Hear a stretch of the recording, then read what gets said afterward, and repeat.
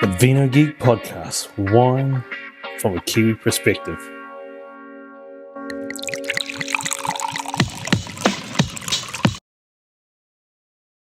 Welcome back to the Vino Geek Podcast. This week we're talking about the factors that determine quality wine and how to see them, recognise them, and what are they? And also dispelling a few myths around what makes a quality wine. Right? So, for those of you who follow me on socials, I did put a poll on about, what do you feel makes quality wine? So, yeah, you can check that out. Otherwise, I'm here and going to run through them all. And, obviously, with all things like this, quality is on the eye of the beholder. It's sort of like just opening up my notes here so I don't lose my train of thought. But it's up to the individual. But there are some key things to look at, and you change the variables based on that. Things like, for me, good wine all starts in the vineyard. If the vineyard is operated properly, ideally my preference is organics, because what that does is reduces yields and, it makes sure the whole overall environment around the vine is healthy. And if they're healthy and it's thriving and there's lots of it's a hive of activity, they're great. The vines are more resilient. The vines are able to cope a bit better with stresses and vintage variation and what have you, and produce great wine. And then, obviously, tied in with that, just sort of touched on it, is vintage. So good vintage will always help produce better wine. And the key thing with that is that if the fruit is in great condition, getting to the winemaking stage is so much easier. It means the winemakers virtually have to do nothing to make a really good wine, to the point where the best wine, they do the least too. So a little bit of thing there where, you pay the most for stuff that is the least labour intensive. The stuff that's the most labour intensive, you pay more for. Go figure. It doesn't really make sense, but that's how it works. One more thing as far as the vineyard goes is vine age. So the age of vines makes a huge difference. Think about it in the respect. This is something, Nick Mills from Ripon, I heard him talk years ago when he talked about this, was, think of a vine as a human, and roughly, if you base things on sort of decades, so 0 to 10 is, in a human is a human finding itself, it's development, it's just learning how to just cope with, learning out about what this world is and how to maneuver in the environment. The next 10 years is the teenage years, and this is where things get a bit wild, very variable, ups and downs as you try to work out what your body's doing, how you transition into adult life from child life. Same thing with vines. Vines basically go through this sort of adolescent stage where it doesn't really know what it's doing. It's quite susceptible to the environment and what's happening around it. Then after that, they settle into their groove and they know what they're doing. They are less reactive to vineyard pressure, to vintage pressure, so weather variabilities and everything else affect them a lot less. Sure, the crops might not be as high as they were in that 15 to 20 year bracket, but the quality is really good. And it continues on. And obviously, the further you go on, normally the reduction in yield, but still the same high quality, because the vine knows what it's doing now. The vine is comfortable, it's happy in its environment, just so adulthood, obviously. This is in the perfect world. 20, you know what you're doing, you know where you're going, you know you're set, Well, that's how their ideal dream used to be. Okay, now from there, if we continue on, we move into the vineyard. And sure, this is even harder than the vineyard to manage as far as quality and knowing, it's hard enough knowing what kind of vineyard practices companies use and vine age and stuff like this. Few places do tell you, but for the most part, it's very sort of behind closed doors. Same with winemaking. They don't necessarily tell you whether it's the best stuff to use for making high quality wine is what they call the free run, the stuff they don't have to press. So basically, wine goes into a press, or, the grapes go into a press of its white wine, and the stuff that runs off with little to no pressure before the vacuum. Most places use a vacuum pump, a vacuum bag, I should say. Basically, what happens is bag fills with air and it presses the grapes that are in the press, this big cylindrical and with holes down one side.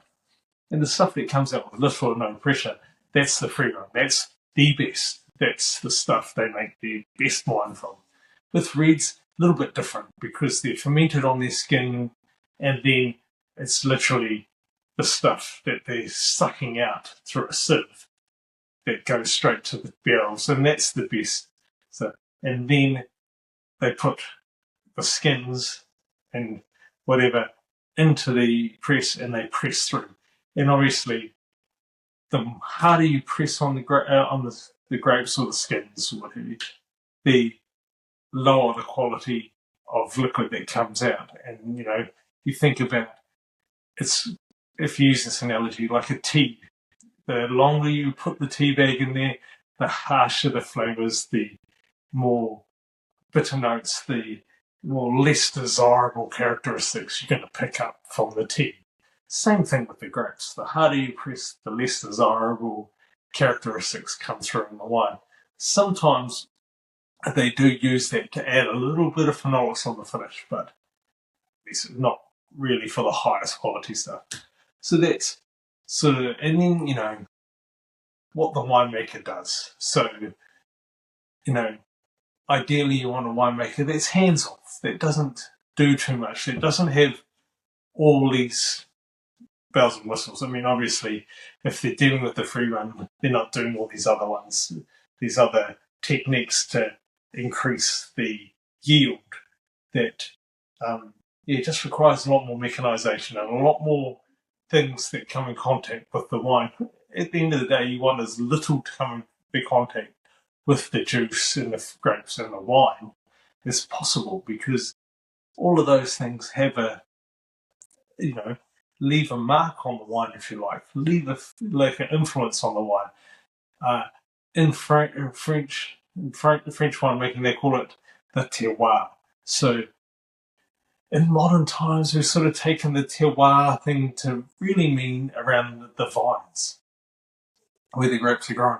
But the essence of terroir is everything that comes into contact with the fruit, with the vines, with the juice, with the wine. And so the less the lower amount of mechanics that you can have involved in making the wine, the better the wine is going to be. That's, it's that whole thing. You want to make it as natural as possible. So, and then we come on to aging and storage. So this is kind of tied in with the winemaking. And kind of tied in with the winemaking actually is the winemaker themselves. You want the best winemakers. You want winemakers that know what they're doing. They've had experience. Ideally, you want somebody that's been at that same winery for a long time, so they know the place, they know the fruit that comes in, they know which vineyards perform best in what type of vintages. And so if it's a cooler vintage, they know that the better fruit comes from this vineyard versus that vineyard and what have you. And so, one that I always think of straight away when I think of this is Gordon Russell. That used to be with S Valley. I feel like it's one of the most criminal things that Indivin could have done was when they took over Villa Maria, they got rid of Gordon Russell and Hugh Crichton. You know, there's also Dara Hughes they got rid of, who has his own brand, Maximum Wines. But yeah, they got rid of these guys. And the heart and soul of Escali was Gordon Russell. You know, he knew all the vineyards intimately. He knew how they worked and how they rolled and how they ticked and could change accordingly because of his time in the saddle, the time he had at Escali. It's the same with all these winemakers. If they're there long enough, they get to understand all the nuances that make it work, and so they can continually make quality wine. Without that knowledge, it's hard to make quality wine, unless you've just generally been around the bush a lot, you know, around the game a very long time. So back to aging and storage. So, I mean, what makes a difference too in the quality is how long they're aged in barrel. You know, basically, you know, in the oak barrel, it's porous. It allows air to flow through, doesn't allow liquid to come out. But that oxygen that gets into the wine slowly helps round it out and soften it out and just ups the quality level, if you like. It just makes the whole experience of drinking the wine that much better, you know. And also, how much time it just not only stays in the barrel, but in the bottle too. You know, that makes a huge difference too in the overall result of the wine. If the wine can mature at the right temperature, the right environment, the quality of that wine goes up. So, you know, it's a factor in the wines. And then, you know, coupled with that is the closure. You know, while cork closure is sort of seen as the mark of quality, the issue with with cork is the quality of the cork. If the quality of the cork is not good enough, at its worst, it's totally ruined. As soon as a wine that has cork taint or TCA, I can't tell you off the top of my head, I should have got that. I keep forgetting what TCA stands for, but it's literally a fungus that grows in the cork tree. As soon as it touches the wine is tainted. So it doesn't matter. You can't fix it after that. That's worst case. But then there's a whole range of things that can happen to the wine that just means the quality of the wine when it was being bottled versus the overall quality when you drink it can be very different. And that's because cork being a natural product, you can't control the amount of oxygen because it could be a lot more porous than other corks. And so that increased oxygen decreases the quality of the wine. It starts to oxidize, starts to turn into vinegar, effectively. If it's minute, it can just dull the wine off, and the wine is just not at its best. You know, obviously at worst, it tastes like vinegar. Yeah. The other thing, and so that's why a lot of producers go into screw cap, even the top producers like Felton Road is all screw cap. They don't use cork.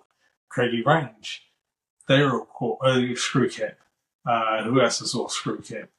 Villa Maria has been screw cap for years. And sorry guys, I'm having huge issues with Wi-Fi at the moment, so I'm just going to stop that here.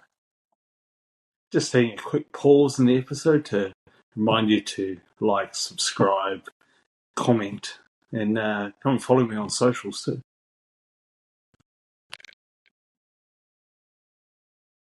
Okay, after that little technical hitch, this was happening all afternoon. The Wi-Fi, for whatever reason, is cutting in and out, and so I've actually switched to mobile data to try and make this all happen. It's been a day. So anyway, talk about cork closure, about closures and how that affects quality. And I'll just do a little quick recap, you know, about the vineyard practices and the winemaking practices, which, you know, and the aging, which is quite hard to know and trust, and because it's up to the winemaker or the company. So they're they can be harder to find out and understand. So, but if you can find that out, it can be a real good indicator of quality. Bottle size, something that I was going to touch on. Particularly like so Craigie Range, when they used to be in cork, I actually have a bottle in the cellar. It's almost as big as a magnum. It's so big and thick and heavy. And there's this myth that denotes quality. Let me tell you straight up, doesn't matter that the wine is in these big, thick bottles. Might look like quality, but at the end of the day, you can have wine that's in the lightweight bottles, screw cap, what the Craigie Range did. I had the La Sol in there, an old La Sol that needs to be drunk. New La Sol, small lightweight bottle, screw cap, still the same quality, but not in such a heavy bottle. Now, Belton Road, arguably the best Pinot in the country, only use lightweight bottles and screw caps. So, and just recently I tried a Primitiva from Puglia that was in a massively heavy bottle. Now, one was cheap. It was really cheap. But the bottle was heavy, to the point where the bottle probably cost there's a quarter of a third of the price of the whole entire wine, which is just ridiculous. But anyway, that's what is out there. You can get these big, heavy, thick bottles that have cheap wine in it. So that doesn't indicate quality. Now that sort of leads on to all of those things are taken into account. Size of production. So this is another big factor, and a little bit of common sense. At the end of the day, the better quality wines are going to be the smaller production wines because the winemakers can be a lot more hands-on and a lot more care and attention can go into the wines. When they're making massive tanks, and I'm talking, you get monster tanks full of wine. It's a little bit, paint my numbers, a little bit foamed and homogenized. They're not worried about quality. They're just producing bulk. So the bigger the production, and again, this is reasonably hard to find out, but the smaller producers are obviously going to have lower yields, lower production, better wines. These producers that make heaps are not going to make the highest in quality wines because that's not their business. Their business is to make bulk wine, get it in and get it rolling. So, So then I suppose tied in with that and all the winemaking is the years of production. How long these guys have been making the wine for. And that makes a big difference in quality because just like the vine age, they know the quirks and how it moves and shakes. And, to the point where if they wanted to, they know they can hold it back and release it at a better time, obviously. Notwithstanding the bank and what they owe, and how they need to generate cash flow. Where else? This leads me to the brand and the label. Kind of already covered all of these, but this is another thing. I did talk about brand, a few weeks ago. Just don't buy one based on brand because it's not always an indicator of quality. Just because they are a big brand, probably, and you know them and they're well known, they probably convinced you that their wine is high quality, then it really isn't. Likes of the big champagne brands in New Zealand, that come to New Zealand, like Verve and Moe, they've spent hundreds of thousands, if not millions of dollars on marketing and brainwashing you to think that their wine is the best. Champagne in general have done a really good job of brainwashing people into thinking champagne is the best.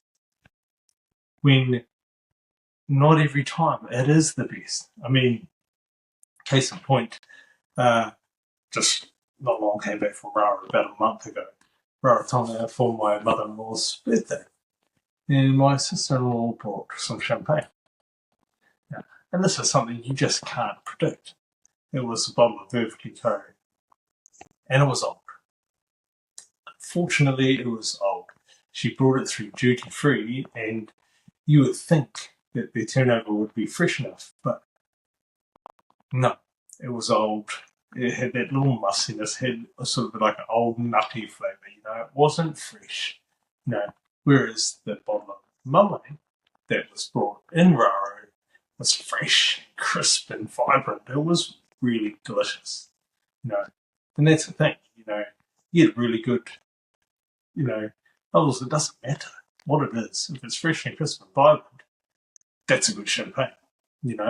Obviously, when you get right up to the top end, like Bollinger RD, which is a masculine powerhouse, that's different. But it's by the by. What I'm saying is that your brand, the label, doesn't necessarily denote quality. It just means you know the brand. Labeling, there's also another school of thought is that if the wine has a quirky label, it can't be high quality. When, again, that's a complete and utter myth. You can have wines that have these traditional, that look high end, but the wine's rubbish. There's, for instance, a brand, Molly Duca. Their labels are fun and quirky, but the wines are big wines. The boxer that they do, it's like the entry level, but it's not entry level as far as price goes. Wine is a serious wine. Yet it has this label of a boxer with two left-hand gloves on it. Quirky, fun label, but the wine is actually high quality. So again, labeling, branding means nothing as far as quality goes. These unknown brands you don't know are probably as high, if not better quality than the brands you do know. This is the thing we try to work on at Lionel's, is having a wine list full of these smaller producers that no one has heard of, but the wines are excellent. The wines over-deliver and bang for their buck. Might be a little bit more than your average, but they deliver. And so that's sort of the philosophy at Lionel's. So taking into account that whole thing, that brand doesn't mean quality, but people think it does. Okay, price, another one. Just because a wine is expensive doesn't mean that it's better quality than something else. For me, the standout that shows that price doesn't matter is Mount Riley. While it's not the best wine you ever tasted, for its price, it over delivers. It's sub $20. And, any given year, their Awarino wins a trophy. And that's sub $20. That's just craziness, and how they produce a wine of the quality for that cheap, and then, things like, you get these companies that make these ridiculously expensive wines, yet their wine below that is as good, if not better. For instance, Tomato, their coloring is outstanding in good years. But if it's a good year, the OT is going to be exceptional too. And that's $40 versus $160. So, just because the price says that it should be doesn't mean that it is. Sure, there's other times when, yes, price indicates the quality. But there's the exceptions to this rule. And so don't always go on the most expensive as being the best, because it's not necessarily the case. A lot of the times it's brand. Just like I was talking about, Veuve Clicquot is, people think it's special and it's great. They vault the price up here, but then you can buy these champagnes from producers that no one's heard of that are as good, if not better, and they're $20, $30 cheaper. For me, it's a no-brainer. I buy those ones down there. why pay the money up here when you can just buy it down here? Okay. Last one I'm going to touch on kind of links back to the first point is location. So just because a wine has Central Otago written on it doesn't mean it's quality. It just means it's from Central Otago.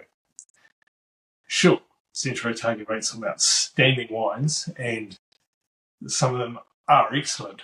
Not all of them. There's a lot of rubbish that comes from Central Otago, just like anywhere else. No, just because you don't know a region or a region's not renowned for producing that doesn't mean a particular wine is not very good. My favourite Pinots in the country, and I will take the Pepsi challenge with it. It's sure. For everybody, it won't stack up to a Central Otago, and the reason why it won't is because it's a totally different flavour profile, and people get it in their head that Central Otago Pinot is how your Pinot should taste, when that's entirely false. But Lime Rock Pinot Noir from Waipawa and Central Hawke's Bay, the vineyard doesn't exist anymore, which is a shame, but mate, stunning Pinots, outstanding, that, will stand up to anything from Central Otago and go head to head. Very different styles, but both exceptionally high quality. Waikari in North Canterbury is where Pyramid Valley comes from. They did soil testing and people thought it was somewhere in Burgundy. And so they planted Pinot Noir and Chardonnay, just like Burgundy. High quality wines, but not from Central Otago, not from Hawke's Bay, as most people think Chardonnay comes from Hawke's Bay. And this is the thing, we have this preset ideas that Sauvignon Blanc has to come from Marlborough, otherwise it's not quality. Obviously completely false. Chardonnay has to come from Hawke's Bay. Again, completely false. And this is not for everybody, but most people see that Michael Brockovich from Kurmi River is Mr. Chardonnay. He's based in West Auckland. The last place you think growing grapes. Central Otago, Pinot Noir, but that doesn't mean that nowhere else can grow high quality Pinot Noir. It just means that the branding has been really good from Central. Hawke's Bay, Cabernet, yet, there's no reason why you can't get outstanding Cabernet from elsewhere. So that's all the factors that, for me, go into making a quality wine. If you tick all the boxes that need to be quality wine, and then there's a few sort of myths thrown in there, like the bottle weight, the closures, the brand, and the price. These are all things that, in location, these are all factors that people think make a quality wine when it doesn't matter. Those things, sure, can help, but there's other factors that have to go into play, and you can find small little niche places that are ideally suited to growing a certain grape variety. Okay, so after the break, going to have the wine of the week, and it's going to shock you and surprise you. Just taking a quick pause in the episode to remind you to like, subscribe, comment, and come and follow me on socials too. Okay, now for this, I'm throwing a massive curveball, because something I didn't talk about was when I talked about, well, I didn't actually talk about the types of packaging. So, and purposely done. So packaging, while I talked about the weight of a bottle, I didn't talk about bottles in general being where you get quality wine. They actually did studies, and whilst it doesn't sell well, the best quality, consistent wine, because no oxygen gets to it, there's no light that gets to it, it's actually cask wine. Yes. While I wouldn't suggest you go out and buy the country cask or what have you, this cask wine, I will highly recommend you go out and get it, which is the Dicey 2-litre Pinot Noir, and it's 2023. This was stunning, and whilst my experience of 2023 Pinot so far has been super ripe, been too ripe for my liking, this one wasn't. This one has a little bit of refinement, a little bit of elegance. I mean, you're paying $80 for a 2-litre, so it's not cheap, but when you compare it to the equivalent 750ml bottle, it's around that late 20s to 30 mark, which for its quality is ridiculous. You don't get an Otago Pinot of this quality for that price. So yeah, this to me, hands down, wins on quality. While if it's the last thing you would look at for a quality wine, trust me, the wine is of outstanding quality. So yeah, as far as tasting notes go, colour, garnet red, perfect colouring for Pinot. The nose, cherries, strawberries, bit of spice, a little bit of a woody character on the nose, that's fine. It shows a little bit of oak. On the palate was all about fresh berries. There was a bit of soft tannin, there was lovely cocoa, some savoury spice in there too. So you get a little bit of complexity.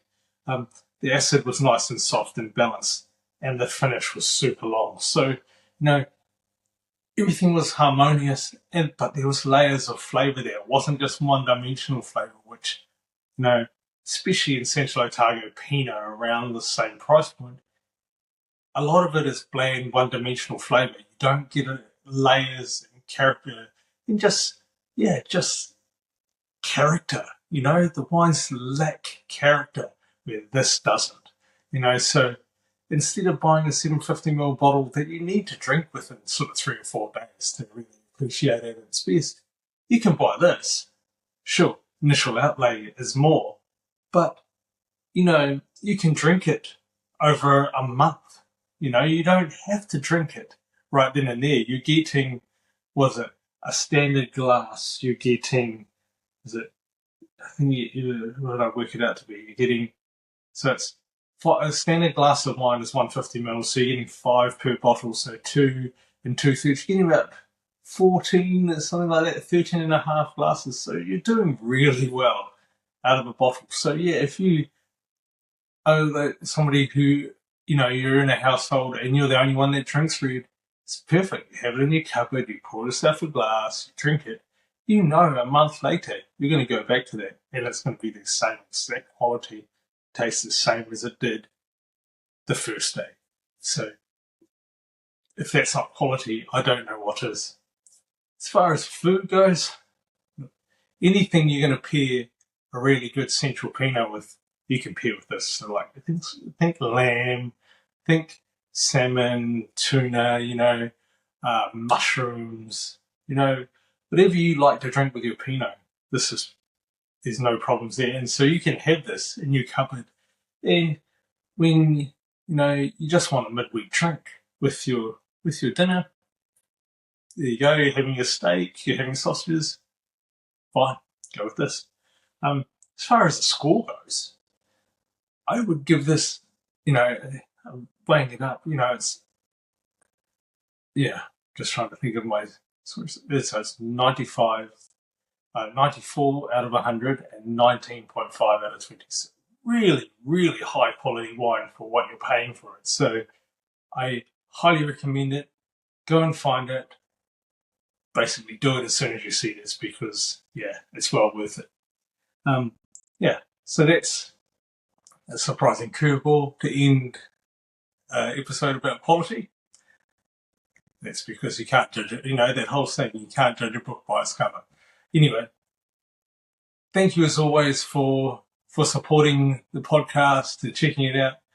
And as always, Sante and God bless.